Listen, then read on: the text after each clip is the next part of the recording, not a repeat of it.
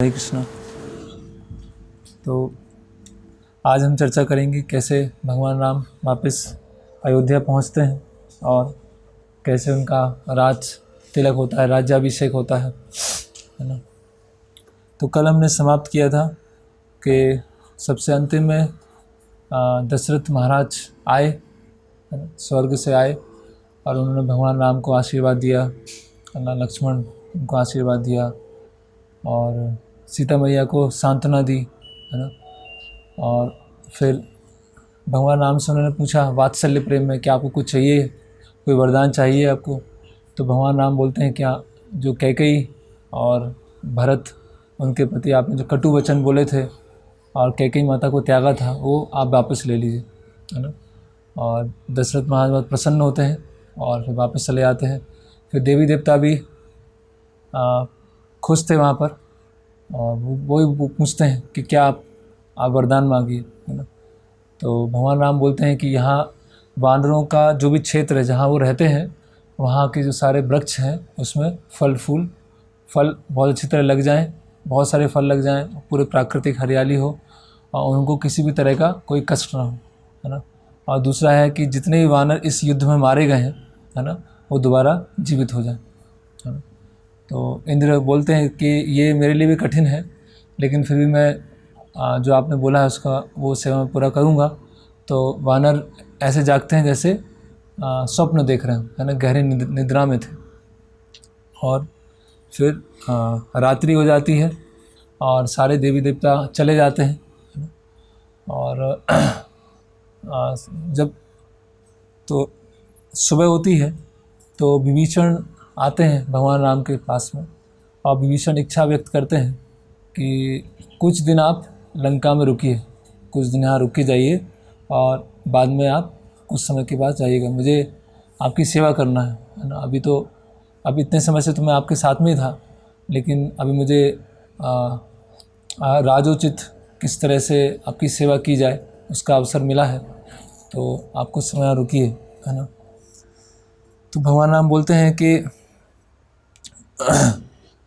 अभी आप सुग्रीव की सेना के जितने वानर हैं उन सबको बुलाइए, है ना, और उनको वो राजोचित सुख दीजिए, है ना। उन्होंने बहुत मेरे लिए कष्ट उठाया है और लेकिन मैं अभी थोड़ा भी यहाँ रुक नहीं सकता हूँ क्योंकि भरत जो है मेरी प्रतीक्षा कर रहे हैं और अगर एक दिन भी मैं विलम्ब करूँगा तो वो अपने प्राण त्याग देंगे, है ना।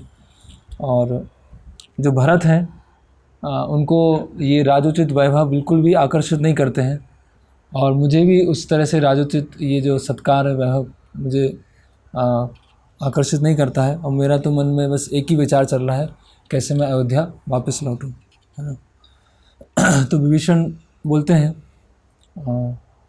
कि जो पुष्पक विमान है वो तैयार है। पुष्पक विमान ऐसा है कि एक ही दिन में आपको यहाँ से अयोध्या ले जा सकता है ना। और ये सारथी के केवल मानसिक संकेत से ही ये पुष्पक विमान चल सकता है ना। तो आप सीता मैया और लक्ष्मण वानर सेना सहित आप रुकिए और पुष्पक विमान तो आपको बहुत जल्दी यहाँ से ले जाएगा, है ना। तो भगवान राम बोले कि मैं आपके आतिथ्य को स्वीकार करता हूँ लेकिन मेरी भरत से मिलने की बहुत तीव्र इच्छा हो रही है, बहुत तीव्र उत्कंठा है, तो मैं अभी रुक नहीं सकता हूँ, है ना। तो विभीषण जो है पुष्पक विमान को बुलाते हैं, है ना। और वो विमान बहुत आश्चर्यजनक था, है ना, कुबेर का था और कुबेर को भी ब्रह्मा जी ने दिया था, है ना। और प्रस्थान करने से पूर्व भगवान विभीषण को बताते हैं कि जो भी वानर हैं उनको आप जवाहरात, है ना, भेंट दीजिए, है ना। और भगवान राम और लक्ष्मण और सीता मैया पुष्पक विमान पर बैठ जाते हैं, है ना।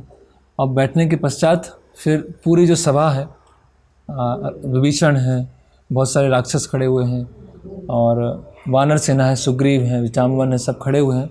तो उनको देखते हुए भगवान वहाँ घोषणा कर रहे हैं कि सभी वानर योद्धा आपने बहुत वीरतापूर्वक युद्ध किया, है ना, और इसके लिए मैं आपका सदैव ऋणी रहूँगा, है ना। और आपने जिस तरह से मेरी सेवा की है वो भविष्य में आने वाले जो मेरे भक्त होंगे उनके लिए बहुत प्रेरणादायक होगा जिस तरह से आपने सेवा की है। और आपका जो यशोगान वो हमेशा पूरे तीनों लोकों में रहेगा, है ना। तो अभी आप क्या कीजिए, सुग्रीव के साथ में, सुग्रीव के नेतृत्व में किष्किंधा लौट जाइए, है ना। वहाँ पर सुखपूर्वक आप निवास कीजिए। और विभीषण को बताते हैं कि अभी आप लंका का जो राज्य है उसको अच्छी तरह से संभालिए, और जो भी बहुत समय से ये जो अधर्म फैला हुआ था जिसके कारण सब परेशान थे, तो आप धर्म की पुनः स्थापना कीजिए। तो जैसे ही भगवान राम ये बात बोलते हैं कि अभी हम जा रहे हैं और आप किष्किंधा जाओ और आप लंका का राज संभालो, तो सब लोग एकदम व्यथित हो जाते हैं, है ना। सब बहुत एकदम परेशान हो जाते हैं कि कैसे भगवान राम हमें छोड़ के जा रहे हैं, है ना।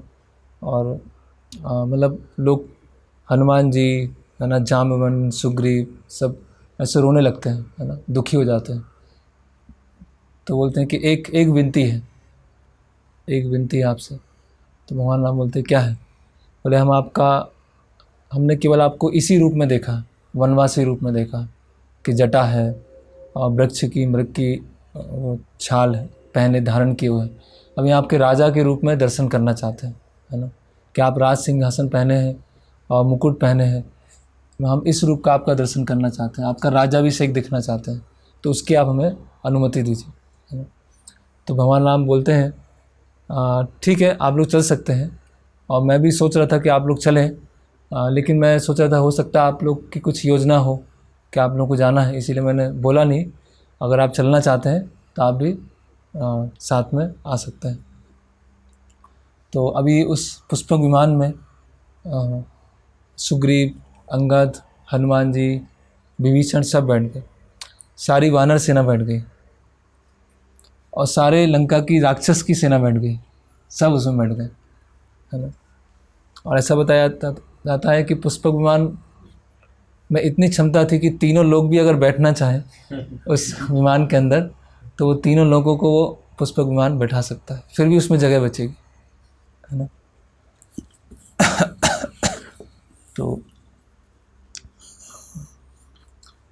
तो सब वहाँ बैठ जाते हैं। और फिर सीता देवी, त्रिजटा आती है वहाँ पर, है ना। त्रिजटा सीता देवी बोलती हैं कि आपने इतनी सेवा किया मेरा, है ना, इतने 1 साल, तो उसके लिए धन्यवाद देती हूँ। और आप यहाँ रहिएगा अच्छी तरह से, और अच्छा जीवन, पुण्यशाली जीवन, पायस लाइफ जीवन व्यतीत कीजिएगा। तो त्रिजटा भी बोलते हैं कि आप क्यों मुझे छोड़ के जा रही हैं, आप यहाँ और थोड़ा रुकती, मैं आपका अच्छी तरह सेवा करती, है ना। जिस समय आप वहाँ अशोक वाटिका में थी, वहाँ तो रावण और अन्य लोग परेशानी करते रहते थे, अभी तो मुझे सेवा करने का अवसर मिला था, और अभी आप जा रही हैं। तो सीता ये बोलती कि नहीं, अभी जाना है, और 14 वर्ष का जो वनवास है पूरा हो गया है, हमें तुरंत अयोध्या लौटना है, और आप यहाँ पर रहिएगा, है ना। तो त्रिजटा भी बहुत दुखी होती हैं कि अब सीता मैया जा रही हैं। फिर जब पुष्पक विमान में सभी लोग बैठ जाते हैं, प्रमुख सारे वानर सेना, राक्षसों की सेना सब बैठ जाते हैं, तो खम्ब ऋषि लिखते हैं कि यद्यपि प्रतिदिन जो सूर्य है पूर्व से पश्चिम की ओर जाता है, लेकिन आज सूर्य क्या है, दक्षिण से उत्तर की ओर जा रहा है ना। आज जो पुष्पक विमान इतना शाइनिंग है, इतना चमक रहा है, और इतना विशाल है, इतने सारे लोग बैठे हैं, तो ऐसा प्रतीत हो रहा है कि सूर्य ने अपनी दिशा भी परिवर्तित कर ली है ना। और फिर आगे सब आगे चलने लगते हैं। और अभी क्या है, जिस रास्ते से भगवान आए थे अयोध्या से लंका तक, अभी उसी रास्ते को फॉलो करते हुए जाते हैं, और हर रास्ते को भगवान क्या है, सीता मैया को बता रहे हैं कि यहाँ पे ये हुआ था, यहाँ पे ये हुआ था, है ना। तो पुष्पक विमान आगे बढ़ा, तो भगवान राम बता रहे हैं, देखो यहाँ पर रावण को मैंने मारा था, यहाँ पे कुंभकर्ण, यहाँ पर क्या है कि कुंभकर्ण धराशायी हो गया था, है ना। और फिर रथ और आगे बढ़ता है, तो वो सेतु आता है ना। तो भगवान राम बोलते हैं कि ये बानरों ने इतना पूरा मेहनत करके साहस वाला कार्य किया और इस सेतु को बांधा। तो सीता बोलती हाँ, मैंने भी सुना है, और त्रिजटा ने बताया था कि सब वानरों ने मिलकर सेतु बांधा था, तो मेरे भी देखने की इच्छा थी कि कैसा है सेतु। तो भगवान राम बोलते हैं कि गंगा में नहाता है तो पवित्र होता है ना, नर्मदा में नहाएगा और पवित्र होगा, यमुना नदी में नहाएगा और पवित्र होगा, लेकिन यहाँ जो सेतु जो बनाया है वानरों के द्वारा वहाँ नहाएगा तो उसके 21 जन्मों के जो पाप हैं वो खत्म हो जाएंगे। और कहीं पर स्नान करने से इतना लाभ नहीं होगा जितना यह जो सेतु बंद है उसके आसपास का जो समुद्र का पानी है वहाँ स्नान करने से फ़ायदा होगा। फिर पुष्पक विमान और आगे बढ़ता है, और जब पुष्पक विमान चल रहा होता है तो किष्किंधा क्षेत्र पहुँचता है, तो सीता देवी बोलते हैं कि हनुमान से कहाँ मिले आप, वो जगह देखना चाहती हैं। हनुमान ने बताया था कि ऐसे ऋषिमुख पर्वत है, वहाँ पर आप पहली बार मिले थे, तो वो कौन सी जगह है ना, उत्सुकता है। तो सबसे पहले किष्किंधा आता है ना, किष्किंधे का राज्य आता है। तो सीता देवी क्योंकि ये पूरा जो पुष्पक विमान था उसमें केवल सीता देवी ही अकेली स्त्री थी है ना, बाकी सब वानर राक्षस सेना थे। तो वो सोचती हैं कि जो वानर की पत्नियां हैं उनको भी साथ में अयोध्या लेके चलते हैं। तो बोलती हैं कि जो भी सुग्रीव हैं है ना और अन्य प्रमुख वानर हैं उनकी जो पत्नियां हैं किष्किंधा में रहती हैं उनको भी हम अपने साथ में लेके चलेंगे। तो जो पुष्पक विमान थोड़े समय के लिए रुकता है, हाँ, और कुछ लोग नीचे उतरते हैं अपनी पत्नियों को लेके साथ में आते हैं है ना। फिर आगे बढ़ते हैं पुष्पक विमान, तो ऋषिमुख पर्वत आता है। तो बताते हैं कि यही ऋषिमुख पर्वत है जहाँ पर जो हनुमान हैं अपना वेश बदल के आए थे हमें जानने के लिए, तो हमारी मित्रता हुई सुग्रीव से है ना। फिर आगे बढ़ता है तो बताते हैं कि ये पंचवटी है जहाँ हमारी कुटिया थी बहुत पहले है ना, और रावण यहीं से हर के ले गया था है ना। फिर आगे गोदावरी नदी आती है ना। तो भगवान राम बताते हैं कि अगस्त मुनि का आश्रम है जहाँ हम पंचवटी में जाने से पहले अगस्त मुनि के आश्रम में गए थे है ना। उन्होंने आपको कुछ आभूषण दिए थे और मुझे कुछ तीर दिए थे। फिर चित्रकूट आता है ना? तो भगवान बताते हैं कि हाँ भरत मिलने आए थे है ना, और भरत से मिलने की मुझे बहुत अभी तीव्र उत्कंठा हो रही, बहुत तीव्र इच्छा हो रही है ना। फिर भरद्वाज मुनि का आश्रम आता है ना। तो भरद्वाज मुनि जो है दूर से भगवान राम बताते हैं कि वो जो गुह्य था, मेरा मित्र था निषाद राज, उसकी भी राजधानी आने वाली, उसके भी जंगल आने वाले हैं। उससे थोड़ा पहले मतलब चित्रकूट और गुह्य आश्रम के बीच में था भरद्वाज मुनि का आश्रम। तो भरद्वाज मुनि देखते हैं कि ये इतना विशाल विमान ऐसा कहाँ जा रहा है, कैसा है। तो जैसे ही भरद्वाज मुनि इच्छा व्यक्त करते हैं ये विमान में कौन बैठा है, तो विमान अपने आप रुक जाता है और सभी लोग सोचने लगते हैं कि ये क्या हो गया, विमान कैसे रुक गया है ना। अचानक से कौन इतना शक्तिशाली है जो विमान को भी रोक दे, इतने बड़े विमान को है ना। तो भगवान राम देखते हैं कि भरद्वाज मुनि है। तो भगवान राम बोलते हैं कि अभी हम भरद्वाज मुनि के आश्रम में चलते हैं और उनसे पूछेंगे कि अयोध्या में कैसी स्थिति है, भरत कैसे हैं, उनसे हम जानते हैं है ना। तो भरद्वाज मुनि जैसे देखते हैं और भगवान राम को के पुष्पक विमान में बैठे हैं तो बहुत प्रसन्न होते हैं है ना, क्योंकि उनको पता है 14 साल हो गए, आज अंतिम दिन है ना। तो बहुत प्रसन्न होते हैं, भगवान राम के चरण स्पर्श करते हैं और फिर सबका कुशल क्षेम पूछते हैं, सब लोग कैसे हैं। और ख़ासकर भगवान किसके बारे में पूछते हैं, भरत, उनके बारे में पूछते हैं है ना। तो भरद्वाज मुनि बताते हैं कि भरत तो बिल्कुल वनवासी उनकी तरह रह रहे हैं है ना, और 14 साल से तो वो सोए भी नहीं है ना, और अयोध्या में कभी प्रवेश भी नहीं किया उन्होंने, कभी अयोध्या में प्रवेश भी नहीं किया, और उनकी आंखें केवल दक्षिण दिशा की तरफ देख रही हैं है ना। मतलब गलती से भी उनकी आंखें दक्षिण दिशा से इधर उधर भी नहीं देखती हैं, उनको इतना प्रतीक्षा है कि भगवान राम यहाँ से आने वाले हैं है ना। और वो इतने ज़्यादा वीक हो गए, इतना दुर्बल पड़ गए हैं कि अगर मतलब ऐसा बाहरी तौर से लग रहा है कि उनमें कोई शक्ति नहीं बची है ना। लेकिन आपकी चरण पादुका रखे हुए और उनसे आशीर्वाद लेकर वो पूरे राज्य को भी देख रहे हैं है ना।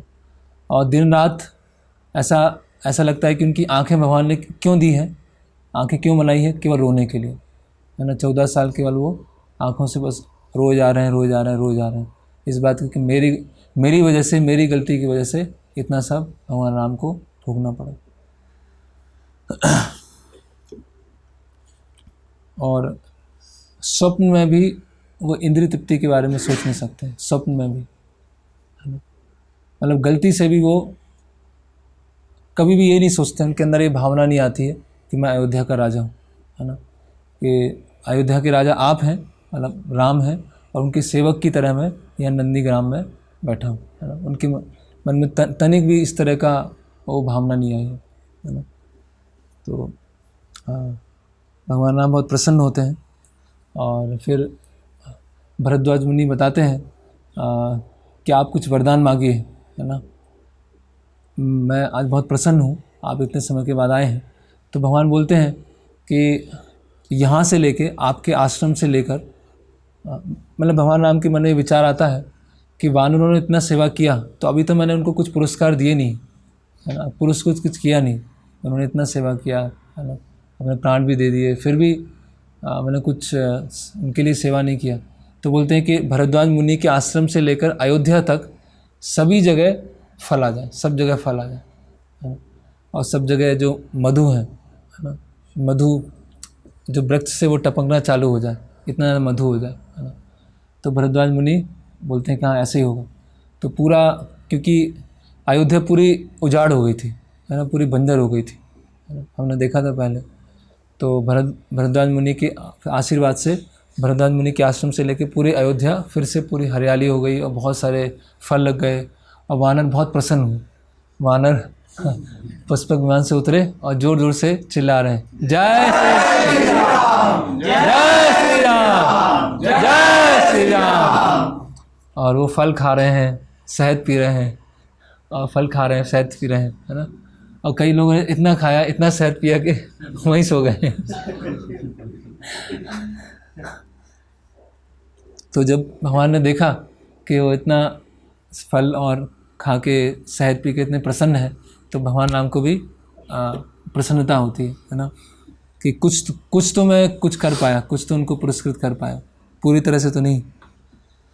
फिर आगे क्या होता है कि भगवान राम हनुमान जी को भेजते हैं, है ना, कि अभी मैं इधर ही हूँ, भरद्वाज मुनि के आश्रम में हूँ, आप आगे जाओ और गुहे को समाचार देना कि मैं आ गया हूँ, निषाद राज को, और उसके आगे फिर नंदीग्राम जाना, है ना, और मेरे अंगूठी लेके जाओ आप, और आप वानर वेश में मत जाओ, है ना, एक ब्राह्मण के वेश में जाओ, और भरत को संदेशा देना, है ना, और बताना कि पूरा वृत्तांत बताना कि ऐसा ऐसा हुआ था कि दंडकारण्य गए और सीता हरण हुआ, फिर रावण का वध करके आ रहे हैं, और आप भरत के चेहरे के मनोभाव से देखना कि अगर भरत को इच्छा है राज्य करने की, थोड़ी भी इच्छा है राज्य करने की,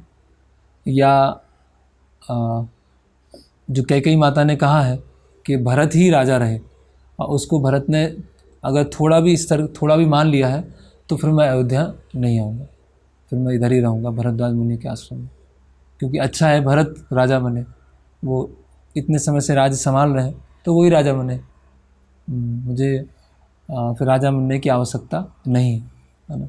तो इससे भगवान बता रहे हैं, तो ये एक्चुअली क्या है, जैसे दीपावली होती है ना, वही है, जब भगवान अयोध्या लौटते हैं तब ये दीपावली होती है।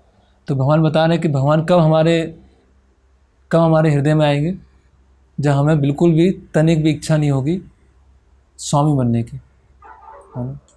भगवान इस पास टाइम से बता रहे हैं कि अगर भारत में थोड़ा भी इच्छा है कि ठीक है मैं यहाँ का राजा हूँ और मैं राजा बनना चाहता हूँ, तो भगवान ठीक है नहीं आएंगे। तो अगर हमारे हृदय में थोड़ी भी इच्छा है कि मैं स्वामी हूँ, है ना, मैं भोगता हूँ, मैं संसार का भोग करना चाहता हूँ, तो भगवान क्या है, फिर हमारे हृदय में प्रवेश नहीं करेंगे, हमारे हृदय के राजा नहीं बनेंगे, है ना। सॉन्ग है ना एक, वो दिलो अरुण पूरा भाग, उसमें आता है हृदय राजे, है ना, ऐसा उसमें बहुत शब्द आता है। हाँ, हृदय गगन विराजे। तो वहाँ भरत भी बैठे हुए हैं नंदीग्राम में, है ना। तो भरत जो है ज्योतिष से, जो एस्ट्रोलॉजर्स हैं, उनसे कंफर्म करते हैं कि 14 वर्ष कब पूरे होने वाले हैं, है ना। तो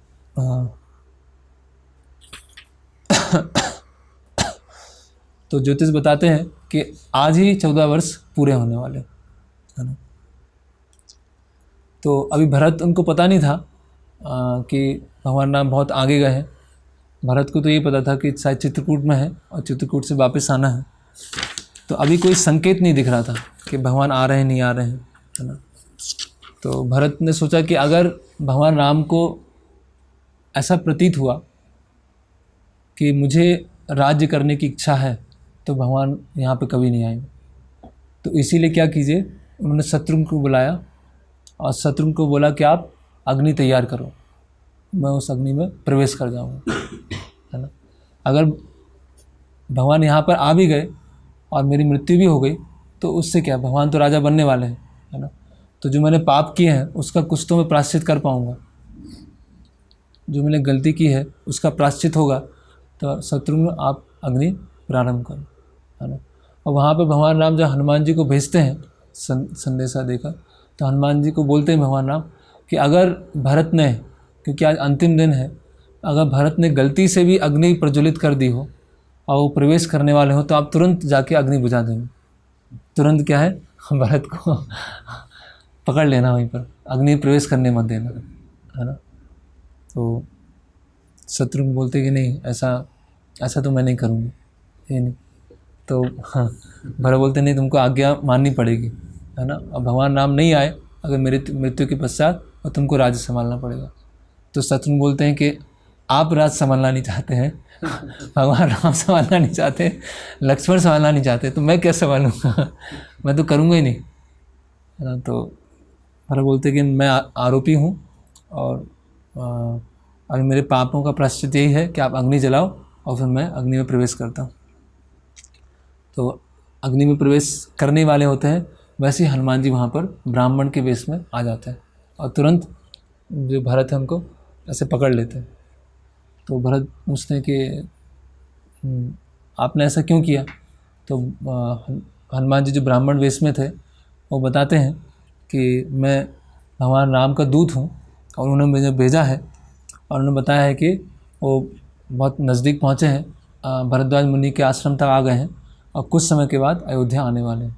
तो जैसे भरत सुनते हैं तो बहुत प्रसन्न हो जाते हैं, बहुत प्रसन्न, और हनुमान जी प्रसन्न हो जाते हैं उनको देख के, और दोनों नाचने लगते हैं। भरत जी भी नाच रहे हैं, हनुमान जी भी नाच रहे हैं, दोनों नाच रहे हैं, तो कुछ समय बाद भरत सोचते हैं कि ये कौन है, मैंने इनसे पूछा तो नहीं ये है कौन, और उनकी बात पे ऐसे विश्वास कर लिया। तो फिर तब तक हनुमान जी ने उनके जो मनोभाव है, उनके चेहरे पे मनोभाव थे, वो देख लिए थे कि भरत को बिल्कुल भी राज्य की अभिलाषा नहीं है, वो तुरंत राज्य देना चाहते हैं। तो फिर वो बताते हैं कि मैं हनुमान हूँ, है ना। और फिर पूरी वो चित्रकूट के बाद से जो पूरी कथा है भरत उनको सुनाते हैं, और भरत जी जब सुनते हैं तो वो भी बहुत ज़्यादा ऐसे भावुक हो जाते हैं, रोने लगते हैं कि भगवान राम को इतने कष्ट हुए, है ना, वो भी मेरे कारण। और फिर प्रसन्न होकर हनुमान जी को गले लगा लेते हैं, है ना। हनुमान जी और भरत दोनों रोने लगते हैं, और इतना रोने लगते हैं कि भरत के आंसुओं से हनुमान जी पूरे एकदम भीग जाते हैं, है ना। और बोलते हैं कि आप इतना शुभ संदेश लेके आए हैं तो मैं आपको कई लाख गाय और कई गांव आपको दान में देता हूँ, है ना। तो फिर इसके पश्चात भरत शत्रुघ्न को फिर बोलते हैं कि भगवान राम आने वाले हैं और नंदीग्राम पहुंच जाएंगे, तो नंदीग्राम से लेकर पूरी अयोध्या तक पूरी जो रोड है, पूरा मार्ग है, बहुत सुंदर हो जाना चाहिए। वहाँ पर अच्छे वृक्ष होना चाहिए, पास में जलाशय होना चाहिए, पूरी अच्छी तरह से सब पूरी व्यवस्था होनी चाहिए, है ना। तो सभी माताएं, कौशल्या, सुमित्रा, कैकेयी, वो सब नंदीग्राम आ जाते हैं, है ना। सुमंत्र आ जाते हैं और अन्य मंत्री भी नंदीग्राम पहुंच जाते हैं, है ना। और भरत क्या है, भगवान राम की चरण पादुका लेके आते हैं और जो भरत हैं वो श्वेत छत्र जो है वो धारण किए हुए अपने, और भगवान राम की पादुका के ऊपर श्वेत छत्र है, और जो शत्रुघ्न है वो चामर टुला रहे हैं, है ना। और बहुत सारे ब्राह्मण हैं, वो शंख नगाड़े सब जोर से बज रहा है ना। तो अयोध्या की, जैसे किसी शरीर से अगर आत्मा निकल जाए तो वो शरीर कैसा हो जाता है, मृत हो जाता है ना, मृत्यु हो गया। तो अयोध्या जो मृत प्राय थी, ऐसा लगा कि उसके अंदर आत्मा अभी अंदर आ गई, है ना। तो सब बहुत बहुत प्रसन्न हुए, है ना। तो 14 साल से, है ना, ऐसा लग रहा था कि कोई तूफान आया हो और पूरा सब उजाड़ हो गया, है ना। तो सारे नगरवासी 14 साल के बाद कुछ स्वच्छ कपड़े पहन रहे थे, उन्होंने स्वच्छ कपड़े ही नहीं पहने थे, है ना। स्त्रियों ने अपने आभूषण ही नहीं पहने थे, उन्होंने अपने आप को तैयार ही नहीं किया था 14 साल से। लेकिन उन्होंने देखा कि भगवान राम आ रहे हैं तो पूरा तैयार होके जाएंगे। और सारे जो वेद पुरुष, मतलब पर्सोनिफाइड वेदास थे, वो भी दुखी थे, है ना। तो वो भी क्या है, 14 साल के बाद मंत्रों का उच्चारण करना प्रारंभ कर देते हैं। और पूरी अयोध्या कैसे जाती है, जैसे वाल्मीकि मुनि बता रहे हैं, जैसे एक दुल्हन की तरह पूरा सजा देते हैं, उस तरह से पूरी अयोध्या को सजाया गया। राजमार्गों को, घरों को, है ना, छज्जों को, छत्रों को, पूरी अयोध्या को ऐसे दियों से सजाया गया। उसके पश्चात कुछ समय हुआ तो भगवान राम फिर दिखाई नहीं दिए कि भरद्वाज मुनि के आश्रम से आना था, तो नंदीग्राम तक आए नहीं। तो जो भरत हैं उनको कुछ संदेह होता है कि हनुमान जी कहीं ऐसे तो नहीं बोल रहे हैं, है ना, कि केवल आप एक चपल वानर के स्वभाव का तो प्रदर्शन नहीं कर रहे हैं कि आपने ऐसे ही बोल दिया है। तो हनुमान जी ने बोला कि नहीं नहीं, ऐसा नहीं है, आप देखिए वो धूल उड़ रही है, जोर जोर से धूल उड़ रही है, तो बहुत सारे वानर हैं वो उछल रहे हैं, है ना, और फल खा रहे हैं, मधु पी रहे हैं, है ना, बहुत उछल के क्या बोल रहे हैं, जय श्री राम, जय श्री राम, जय श्री राम, है ना। तो पुष्पक विमान आया भरद्वाज मुनि के आश्रम से नंदीग्राम के पास में। ऐसा लगा कि पूर्णिमा को जो चंद्रमा है वो पृथ्वी पर उतर आया। फिर सभी लोग अपने रथ से उतरे, सारे वानर सब लोग, और भरत जो थे हाथ जोड़े हुए थे और पूजा की थाल लिए हुए थे अपने हाथ में, है ना, कि भगवान राम का सबसे पहले पूजन करेंगे। और जैसे ही भगवान राम विमान से उतरे, वैसे उन्होंने क्या किया, भरत को अपने गले लगा लिया, है ना। और भगवान राम और भरत दोनों बहुत ज़ोर ज़ोर से ऐसे रोने लगे, है ना। उनका हृदय क्या हो गया, बहुत द्रवित हो गया। तो भगवान राम जब भरत को उन्होंने गले लगाया तो उन्होंने देखा कि भरत तो बहुत दुर्बल हो गए, है ना, बहुत ज़्यादा दुर्बल हो गए, और उन्हीं की तरह वृक्ष की छाल पहने हुए हैं और जटा धारण किए हुए हैं, और कुशा की जो सैया थी वो दिख रही थी कि इस कुशा की सैया पर लेटते हैं, है ना। और इसने बताया कि गौमूत्र में से पकाया हुआ जौ का जो भोजन है केवल वही ग्रहण करते हैं। तो भगवान राम बहुत दुखी होते हैं, ऐसे भरत उनकी ऐसी देख दुखी भी होते हैं और अंदर से प्रसन्न भी होते हैं कि भरत का जो मेरे प्रति प्रेम है वो कितना महान है, कितना अगाध प्रेम है ना। तो भगवान के आलिंगन से, है ना, और उनके अश्रुओं से जो भरत के ऊपर गिरते हैं, तो उससे भरत की जो मतलब वो भी पूरी तरह से रिजुविनेट हो जाते हैं, है ना। उनको जो शक्ति है, पूरा शरीर है, वो पहले की तरह हो जाता है ना।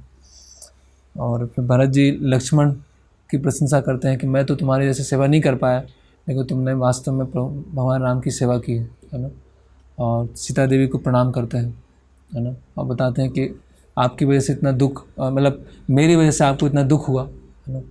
और बाद में सुग्रीव को भगवान बताते हैं कि सुग्रीव हैं और किष्किंधा के राजा हैं और इन्होंने हमारी मदद की थी। तो भरत बोलते हैं कि आज से हम 5 भाई हैं, सुग्रीव क्या हैं, हमारे 5वें भाई, हम 5 भाई, है ना। फिर राम लक्ष्मण और सीता वो सभी माताओं से मिलते हैं, सुमित्रा, कैकेयी, कौशल्या माता से मिलते हैं, फिर वशिष्ठ उनको प्रणाम करते हैं। तो ऐसे काफ़ी इसमें काफ़ी विस्तार से वर्णन किया गया है। और बाद में फिर भरत जो है चरण पादुका लेके आते हैं और भरत बोलते हैं कि आपने अपना राज्य मुझे सौंपा था 14 साल के लिए, अभी अपना राजा वापस ले लीजिए और स्वयं राज्य कीजिए, है ना। अभी मेरा कर्तव्य पूरा हुआ, अभी आपको ही राज्य संभालना। और भगवान राम फिर पुष्पक विमान को भेज देते हैं कि अभी आप कुबेर के पास जाइए, अब कुबेर के वाहन उनके पास जाइए। और भरत वशिष्ठ मुनि को प्रार्थना करते हैं कि अभी तुरंत आज ही के दिन भ्राता राम उनका राज्याभिषेक हो जाना चाहिए। तो उसके पश्चात फिर अयोध्या आते हैं। अयोध्या में बहुत बड़ा स्वागत होता है और हनुमान जी और अन्य वानर 4 सागरों का जल लेके आते हैं और 500 नदियों से जल लेके आते हैं। तो 4 सागर का जल और 500 नदियों के जल से उनका स्नान कराया जाता है। और जो अलग अलग ऋषि हैं, सप्त ऋषि हैं, वो भी इस राज्याभिषेक को देखने आते हैं। और इसमें काफ़ी लंबा वर्णन है, उसको हम संक्षिप्त में। और बाद में फिर जो वशिष्ठ मुनि हैं उनको जो राज मुकुट है, जो इक्ष्वाकु वंश में सबसे पहले वैवत्स मनु को दिया था, वही मुकुट भगवान राम को पहनाया जाता है ना। और सीता मैया को भी बहुत सारे आभूषण, बहुत सारे मोती वो पहनाए जाते हैं, है ना। और उसके बाद पश्चात भगवान राम बहुत लाखों करोड़ों गायें दान में देते हैं, कई लाखों स्वर्ण मुद्राएं देते हैं, है ना। और सुग्रीव, जामवन सबको अलग अलग आभूषण देते हैं, सबको अलग अलग हार देते हैं, है ना। और इस तरह से भगवान का राज्याभिषेक होता है और सबको भेंट मिल जाती है, लेकिन किनको नहीं मिलती है? हनुमान जी को नहीं मिलती है ना। तो सीता मैया बोलती हैं कि सबको भेंट मिल गया है लेकिन हनुमान जी को नहीं मिली, है ना। और उससे पहले क्या हुआ था कि भगवान राम ने उनका जो सबसे अनमोल एक हार था वो सीता मैया को दे दिया था, है ना, उनको दे दी। तो हनुमान जी को अभी कुछ भेंट नहीं मिली है ना। तो सीता मैया ने बोला कि ये जो आपने हार दिया है वो मैं हनुमान जी को उनको दे देती हूँ, उनसे मतलब परमिशन मांगती हैं। तो भगवान राम बोलते हैं कि आप दे दीजिए। तो सीता मैया वो हार लेती हैं, हार निकालती हैं और हनुमान जी को पहना देती हैं, है ना। और इसके पश्चात जो सारे प्रमुख वानर थे उनको भी वस्त्र, आभूषण सब दिए जाते हैं और फिर बहुत ही धूमधाम से भगवान का राज्याभिषेक यहाँ पर संपन्न होता है ना। तो ये पूरा हुआ। उसके बाद वाल्मीकि मुनि थोड़ा बता रहे हैं कि भगवान राम ने अयोध्या में 11,000 वर्ष तक शासन किया, उसमें 100 अश्वमेध यज्ञ किए और यहाँ के सारे प्राणी शारीरिक और मानसिक पीड़ा, व्याधि, जरावस्था, विक्षोभ, निराशा, भय, कष्ट सबसे अयोध्या में बिल्कुल कुछ भी नहीं था। ये राम राज्य था। राम राज्य कैसा था वो बता रहे हैं, है ना। भगवान राम के राज्य में वन, नदियाँ, पर्वत, टीले, भूमि, 7 द्वीप, 7 सागर, वहाँ पर किसी को किसी भी तरह की कोई समस्या नहीं थी। प्रचुर मात्रा में सब भौतिक संसाधन था, है ना। और फिर हाँ बता रहे हैं कि जो भी एक्चुअली जो लव कुश हैं उस राम कथा का पाठ कर रहे हैं और लव कुश बताते हैं कि जो प्रतिदिन ये रामायण कथा को सुनता है, उसको पढ़ता है ना, तो भगवान राम के प्रति, भगवान सीता राम के प्रति बहुत ही जल्दी उनको प्रेम विकसित होता है। और फलश्रुति बताई गई है, जैसे हर शास्त्र के लास्ट में फलश्रुति होती है, उस तरह से उन्होंने बताया। और यहाँ पर युद्ध कांड समाप्त होता है। हरे कृष्णा। जय श्री राम, जय श्री राम, जय श्री राम, जय श्री राम। तो ये समाप्त होता है और समाप्त नहीं हुआ, ये तो बार बार चलते रहना चाहिए, है ना। क्योंकि ये लीलाएं क्या है, टाइम के बियॉन्ड है ना, ये समय की परिधि के बियॉन्ड है। यहाँ पे समय है, यहाँ भौतिक समय है, एक चीज़ पास्ट बन जाती है, कुछ प्रेजेंट चल रहा होता है, बाद में आके चल के फ्यूचर बनेगा। लेकिन भगवान के धाम में कोई काल नहीं है, काल का प्रभाव नहीं है। भगवान के धाम में क्या है, हर चीज़ प्रेजेंट में चल रही है ना। तो जो शुद्ध अवस्था में है वो उस वर्तमान में जाके आज भी उन लीलाओं को देख सकते हैं, है ना। उनके लिए जो इस भौतिक जगत की समय की परिधि है वो उनको रोकेगी नहीं। अगर वो शुद्ध हैं तो आज भी रामलीला में वो प्रवेश कर सकते हैं, रामलीला को देख सकते हैं, क्योंकि वो आध्यात्मिक है वो कभी समय के साथ पुरानी नहीं होती। यहाँ पर पास्ट प्रेजेंट फ्यूचर होता है, वहाँ पर हर चीज़ क्या है, वर्तमान में चल रही। तो किसी का कोई प्रश्न हो, किसी को जिज्ञासा हो, धैर्यपूर्वक सुनने के लिए धन्यवाद इतने दिन से। जी हाँ हाँ, वो इसके बाद में आता है। उसमें ऐसा सुना है कि सीता मैया जो हार देती हैं तो भगवान राम क्या कर, हनुमान जी क्या करते हैं, वो मूर्ति को काटते हैं और देखते हैं कि इसमें सीताराम है कि नहीं। फिर दूसरा मोती लेते हैं, फिर काटते हैं, दांत से काटते हैं और देखते हैं इसमें सीताराम है कि नहीं। तो पूरा ऐसे माला काटते जाते, तो सब गुस्सा हो जाते हैं कि सीता मैया ने स्वयं आपको माला दी है और आप ऐसे दांत से काट के उसको तोड़ रहे हैं। तो बोले इसमें सीताराम है ही नहीं, तो मेरे क्या काम के। तो बोले नहीं, सीता मैया ने दिया है। तो बोले कि आप सीता राम को कहाँ कहाँ देख सकते हैं। बोले मैं हर जगह देख सकता हूँ। तो मंत्री पूछते हैं अच्छा अपने अंदर भी देख सकते हैं। बोले हाँ, मेरे अंदर भी सीताराम। बोले दिखाओ। तो वो छाती फाड़ते हैं और फिर सीताराम के दर्शन होते हैं। ऐसे वो लीला आती है।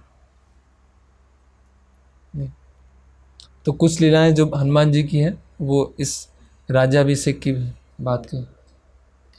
अभी जैसे ये लीला है, अभी इसकी देखना पड़ेगा क्या ऑथोरिटी कहाँ पे दी है कि भगवान हनुमान जी के ऊपर वो लगाया जाता है ना, सिंदूर लगाते हैं, है ना। वो कैसे पता है हम लोगों को? वो जब सीता जी के पास जाते हाँ। हैं तो वो सिंदूर भगवान का संकेत है, तो फिर वो भी लगा लेते हैं। भगवान के प्रेम का कुछ नहीं तो सीता माँ सिंदूर लगा रही होती हैं तो हनुमान जी पहुँचते हैं। तो हनुमान जी पूछते हैं कि ये आप किस लिए लगा रहे हैं। बोले ये देख के भगवान प्रसन्न होते हैं।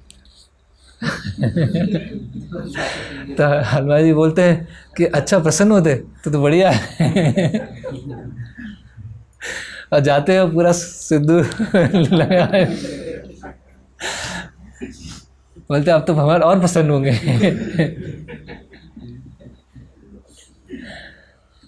अच्छा, ये लोग कुछ जो कहानी बताना शुरू किए थे, उसका क्या हुआ? और भगवान राम ने भी तो बाद में सीता को भेज दिया। तो उसका क्या हुआ? फर्स्ट क्वेश्चन उसका क्या हुआ, स्टोरी जो बता रहे हैं? हाँ नहीं, उसके बाद ही बताते हैं, वो उत्तरकांड में आएगा। हाँ, उत्तरकांड में क्या होता है कि लवकुश फिर आते हैं और सबको राम कथा सुना रहे हैं। एक्चुअली दो साथ में चल रहा है यहाँ पर। अभी ये भी राम कथा चल रही है जो लवकुश सुना रहे हैं, और उत्तरकांड में आएगा तो लवकुश वहाँ पे भी अयोध्या वासियों को और फिर भगवान राम के पास आके सुनाते हैं। और दूसरा प्रश्न क्या है? माता सीता को क्यों भेज दिया? क्यों भेज दिया? वो तो बहुत, उसके पूरा एक प्रवचन हो जाएगा उस पर। तो उसके लिए ड्रामा है जो YouTube पर, वो देख सकते हैं। हाँ ठीक है। हरे कृष्णा। जय सिया राम, जय सिया राम, जय सिया राम। श्री प्रभुपाद की, वाल्मीकि मुनि की, श्री रामायण की, गौर प्रेमानंदे।